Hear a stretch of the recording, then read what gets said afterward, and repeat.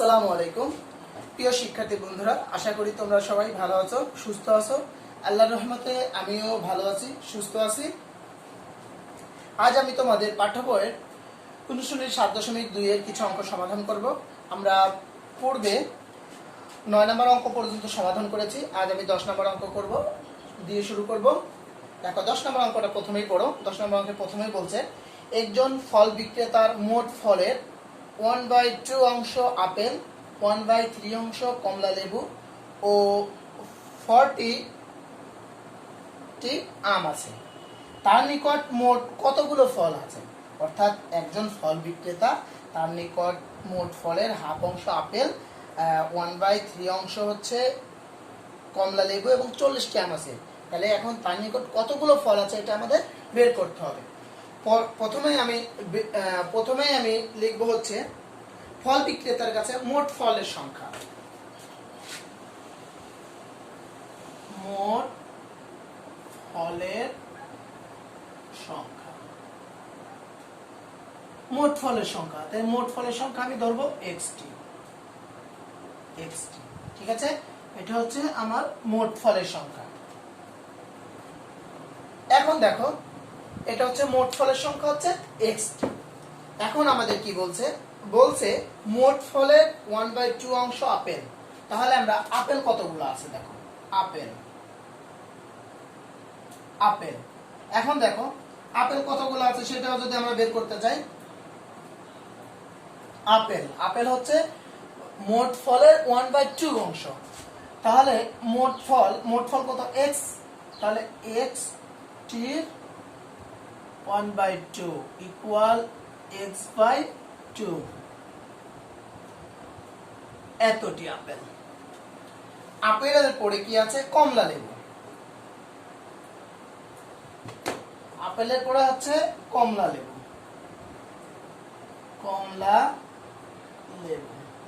এখন দেখো কমলা লেবু বলছে 1/3 অংশ, অর্থাৎ x টির 1/3 ইকুয়াল টু x/3t। আর হচ্ছে আম, এখন আম আছে হচ্ছে 40টি। তাহলে এখন দেখো, এখন আমার বলছে যে মোট কতগুলো ফল আছে। তাহলে আপেল যোগ কমলা লেবু যোগ আম মিলে হচ্ছে মোট ফলের সংখ্যা। তার মানে আমরা লিখতে পারবো শর্ত মতে বা প্রশ্ন মতে একই কথা হচ্ছে 3টার যোগফল, অর্থাৎ x+2 + x+3 + 4 ইকুয়াল মোট ফলের সংখ্যা কত ধরেছি? x। এখন সমাধান করব।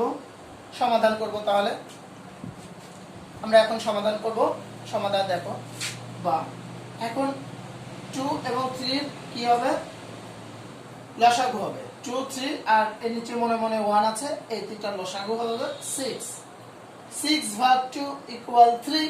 3 গুণ হচ্ছে x, 3x plus 6/3 equal 2x plus 6/1 6 গুণ হচ্ছে 40 equal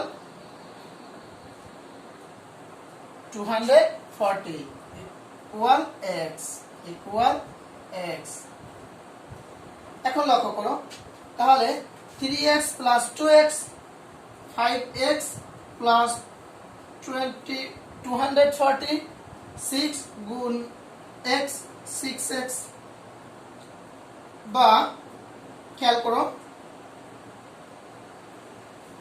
24 equal 6x minus 5x plus 5x ছিল পাশে গেলে মাইনাস 5x, বা 240 ইকুয়াল x। অতএব x ইকুয়াল টু 240। তাহলে দেখো আমার কি দাঁড়াচ্ছে? তাহলে মোট ফলের সংখ্যা, এখানে মোট ফলের সংখ্যা চেয়েছে, তাহলে আমরা এখন সরাসরি লিখে দেব মোট ফলের সংখ্যা। অতএব মোট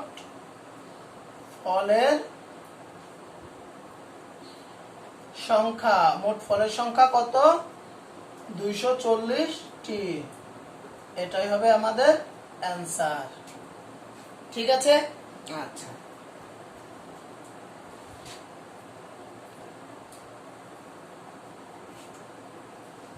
এখন আমরা 10 নম্বর অঙ্কটা করব।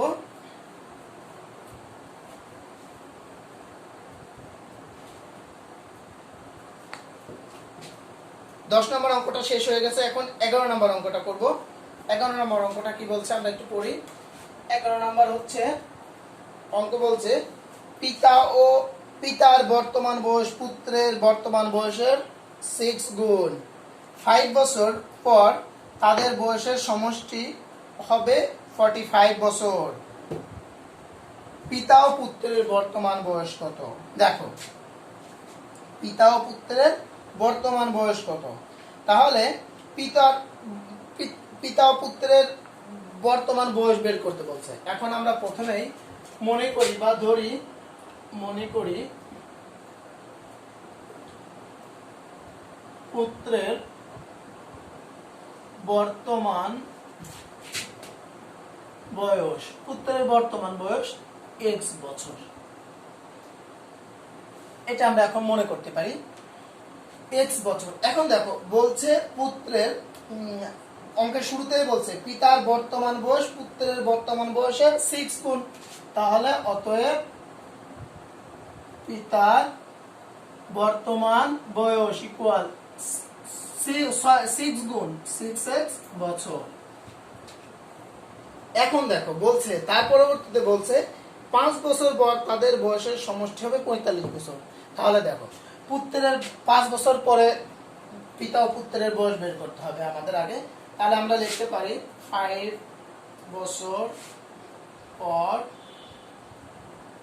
পুত্রের বয়স x প্লাস 5, কারণ বর্তমান বয়স যদি x হয় 5 বছর পরে বয়স কত? x প্লাস 5 বছর।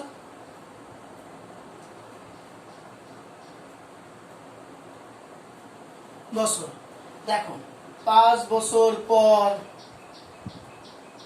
পিতার বয়স ইকুয়াল 6x প্লাস 5 বছর। এখন দেখো তারপরে বলছে যে 5 বছর পর পিতা ও পুত্রের সমষ্টি হবে 45 বছর 45 বছর। তাহলে প্রশ্ন মতে কি x plus 5 plus 6x plus 5 equal to 45। আচ্ছা, x plus 6x 7x plus 5 plus 5 equal to 10 equal to 45, বা 7x ইকুয়াল টু 45 মাইনাস 10, বা 7x ইকুয়াল টু 35, বা x ইকুয়াল 35 ভাগ হচ্ছে 7,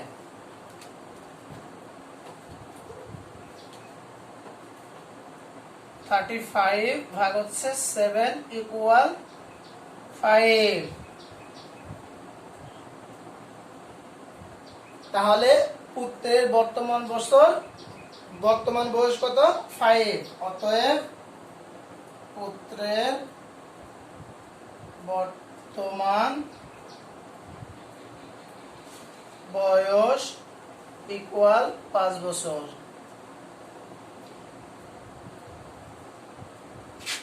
তাহলে পিতার বর্তমান বয়স ইকুয়াল 6x ইকুয়াল 6 গুণ 5 ইকুয়াল 30 বছর। তাহলে আমাদের অ্যান্সার হবে পিতার বয়স 30 বছর এবং পুত্রের বয়স 5 বছর। অর্থাৎ অ্যান্সার পিতা ও পুত্রের বর্তমান বয়স যথাক্রমে 30 and 5।